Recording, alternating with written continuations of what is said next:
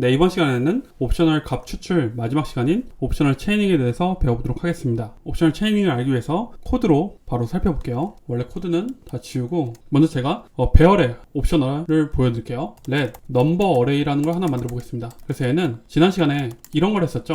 이 안에 배열 안에 옵셔널 인트를 넣어서 숫자도 되고 아니면 nil도 이렇게 할당할 수 있게 이런 걸 만들 수 있다고 제가 말씀드렸어요. 근데 이런 것도 있고 이런 것도 있어요. number array 2라고 해서 얘는 int 물음표 이렇게 만들 수도 있습니다. 그럼 요거는 뭘까요? 그리고 또 이런 것도 있을 수 있어요. 두 개를 합쳐서 이렇게 있을 수 있습니다. 그럼 일단 이거를 좀 이해하고 그 다음에 옵셔널 체이닝을 설명드릴게요. 먼저 맨 첫 번째 거는 배열은 옵셔널이 아닌데 얘가 배열이 있어야 돼요. 요 오른쪽은 이만큼은 배열인 건 확실해야 됩니다. 근데 배열 내부에 있는 값이 int일 수도 있고 nil일 수도 있다 이 뜻이에요. 근데 이걸 봐볼게요. 이건 뭐냐면은 얘는 오른쪽에 있는 값이 배열일 수도 있고 아니면은 nil일 수도 있다 이 말이에요. 얘는 배열이 nil일 수 없거든요. 왜냐면 배열은 확정적으로 있으니까요. 근데 얘는 겉에 있는 배열이 nil일 수 있다라는 뜻이에요. 그래서 이럴 수도 있고 아니면은 이럴 수도 있다인데 근데 만약에 배열이면은 그 안에 있는 값은 nil이면 안 돼요. 요 내부 배열 내부에는 int라고 써 있잖아요. int 물음표가 아니라. 그래서 이 안에는 nil이 되면은 이건 에러를 뱉습니다. 예, 이렇게 에러를 뱉죠. 그래서 에러 뱉는 걸 좀 보여드리면 위에 거는 안에가 옵셔널이어도 된다는 거잖아요. 겉에 배열이 nil일 수 없어요. 그래서 제가 만약에 이렇게 치면 에러를 뱉을 거예요. 네, 이거 에러 뱉죠? 그리고 이것도 에러 뱉어요.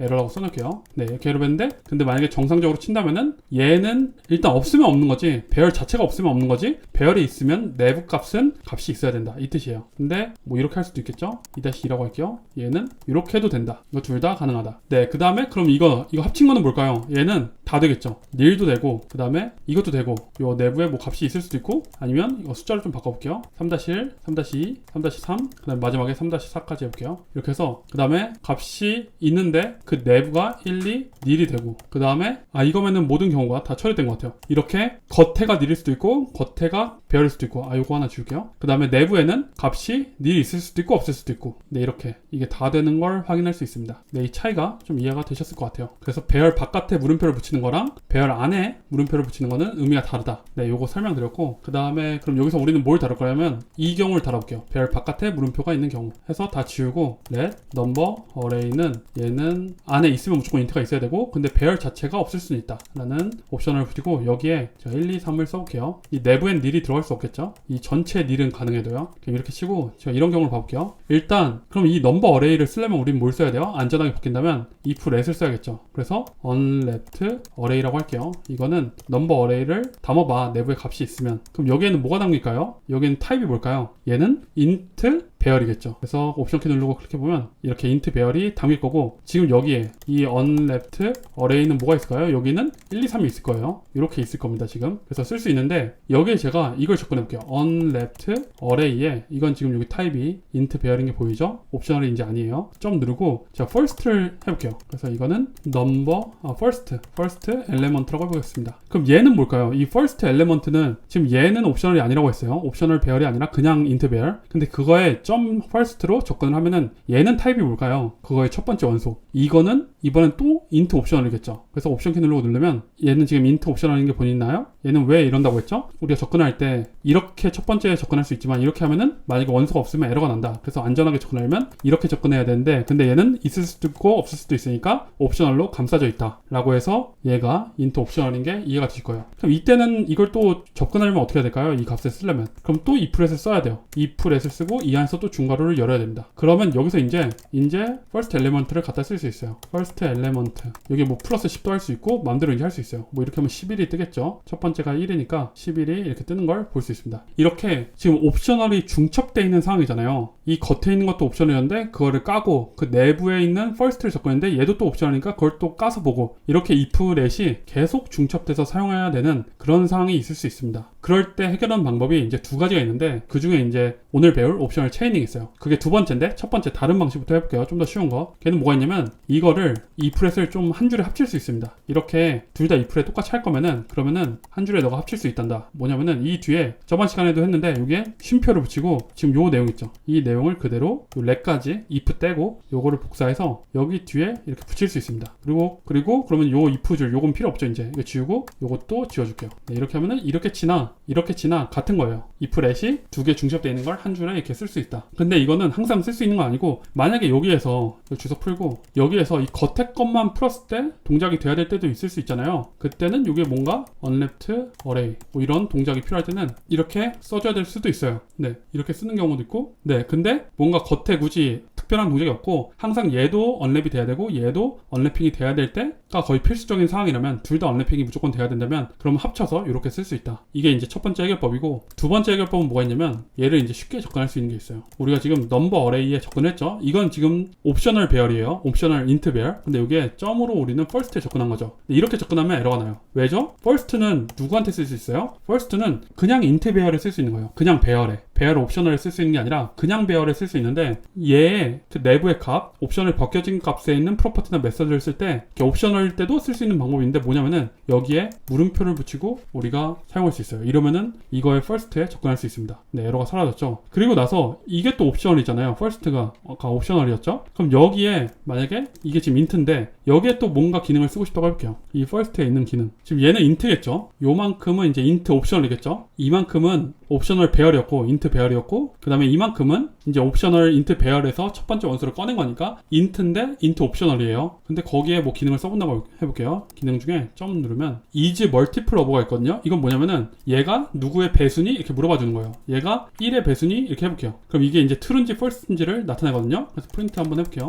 해보면 네, 이렇게 지금 true, 1은 1의 배수니까 이렇게 true인 게 나오는데, 지금 잘 보면 제가 엔터 칠 때 is multiple를 치고 엔터 칠 때 여기에도 물음표가 자동으로 붙인 게 보이시나요? 왜냐면은 is multiple은 우리가 예를 들어 볼게요. 4는 is multiple of 2의 배수니, 4는 2의 배수니를 우리가 프린트 해보면 이건 true겠죠? 네, 밑에 이렇게 true가 나오고, 얘는 원래 그냥 int에 is multiple을 쓸 수 있어요. 근데 4가 만약에 옵셔널이면 제가 let 옵셔널 4라고 치고 여기 옵셔널이라고 쳐볼게요. 옵셔널이라고 치면 이렇게 치면 에러가 납니다. 아, 여기 타입을 int 물음표 치고 이렇게 치면 에러가 납니다. 왜죠? 얘가 지금 옵셔널이기 때문이에요. 근데 이때 이 int에 쓸 수 있는 프로퍼티나 메서드를 뭘로 접근할 수 있다? 물음표로 쓰고 접근할 수 있다. 이게 옵셔널 체이닝입니다. 간편하게 그 내부에 진짜 값의 프로퍼티나 메서드를 우리가 접근할 수 있어요. 근데 이게 장점이 한 번만 접근하는 게 아니라, 이거에 지금 내부에 first라는 프로퍼티가 있는데 그거에 이렇게 한번 접근했죠. 물음표를 사용해서. 근데 이것도 옵셔널인데 이거에 또 물음표로 그 내부의 int에 is multiple of를 이렇게 접근할 수 있어요. 이렇게 중첩돼서 여러 번 접근할 수 있는 게 옵셔널 체이닝의 엄청 큰 장점이에요.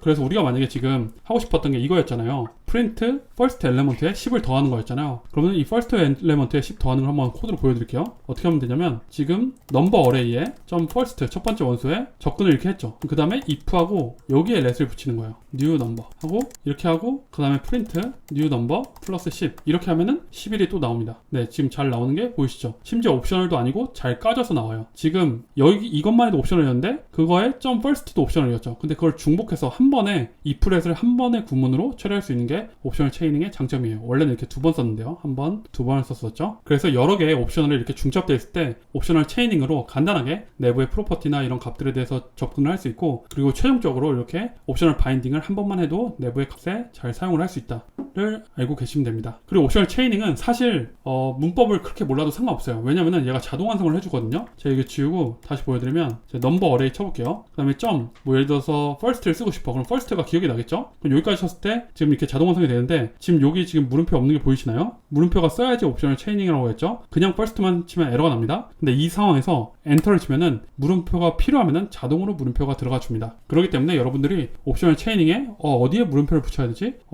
잘 헷갈리는데? 라고 생각해도 웬만하면은 다 스위프트 컴파일러가 자동으로 붙여주기 때문에 그렇게 문법을 신경 쓰지 않아도 상관이 없는 꽤 쉬운 문법이라고 생각하시면 돼요. 그래서 옵셔널 체이닝은 옵셔널일 수 있는 값의 프로퍼티나 메서드, 서브스크립션은 우리가 배열에서 대괄호로 접근하는 거, 그게 서브스크립션이에요. 서브스크립션에 안전하게 접근하는 방법입니다. 만약 체인의 영역의 고리 중 하나라도 닐이라면 전체 표현식은 더 이상 진행되지 않고 즉시 닐을 반환합니다. 이는 코드를 간결하게 유지하면서 런타임 에러로부터 안전하게 만들어주는 매우 강력한 기능입니다. 이 즉시 닐을 반환한다, 이 부분은 마지막에 다시 설명드릴게요. 그래서 기본 구조가 얘도 옵셔널이고 얘도 옵셔널일 때 이렇게 물음표로 접근해서 내부 프로퍼티나 메서드에 접근할 수 있다 생각하시면 되고, 메서드도 이렇게 물음표로 다 접근할 수 있다 라고 보시면 됩니다. 그리고 여기서 아까 설명드린다는 거 말씀드리면, 만약에 얘가 옵셔널이면은 얘가 지금 닐이네 하면은 이 뒤에는 검사하지도 않고 그냥 바로 끝내요. 그리고 얘가 값이 있고 얘가 닐이면은 여기서 그냥 끝내버려서, 얘가 닐이면은 이 전체 값은 그냥 닐이 됩니다. 하나라도 닐이면요 거기서 바로 멈추고요. 그래서 이 밑을 그냥 바로 먼저 설명드릴게요. 옵셔널 체이닝에 두 가지 특징이 있는데, 첫 번째는 중간에 닐을 만나면은 즉시 중단하고 닐을 반납하면서 끝납니다. 이게 첫 번째 특징이고, 두 번째 특징은 옵셔널 체이닝의 결과는 무조건 옵셔널이에요. 그래서 옵셔널 체이닝 쓰고 그 값을 우리가 꺼내서 쓰고 싶으면은 따로 옵셔널 바인딩을 적어도 한 번은 꼭 해줘야 된다 라고 생각하시면 됩니다. 그 다음에 옵셔널 체이닝 사용인데, 이거는 아까 했던 코드거든요. 우리가 어떤 배열이 이렇게 겉에 배열 옵셔널, 스트링 배열의 옵셔널 타입으로 있으면은 이 내부에는 닐이 없어도 되는데 이 전체는 닐일 수 있겠죠. 그래서 그때 원래는 이렇게 iflet을 여러 번 써야 되는데, 적어도 한 줄에 쓰더라도 let을 여러 번 써야 되는데, 근데 옵셔널 체이닝을 쓰면은 여기에 이렇게 물음표점으로 접근을 해가지고, 이거 지금은 카운트에 접근했네요. 이렇게 접근해서 쓸 수 있다. 그래서 이때는 옵셔널 바인딩을 한 번만 써도 된다 라는 걸 알고 가시면 될 것 같습니다. 네, 그럼 이번 시간에 옵셔널 체이닝에 대해서 한번 배워봤고, 다음 시간 또 이어가도록 하겠습니다. 감사합니다.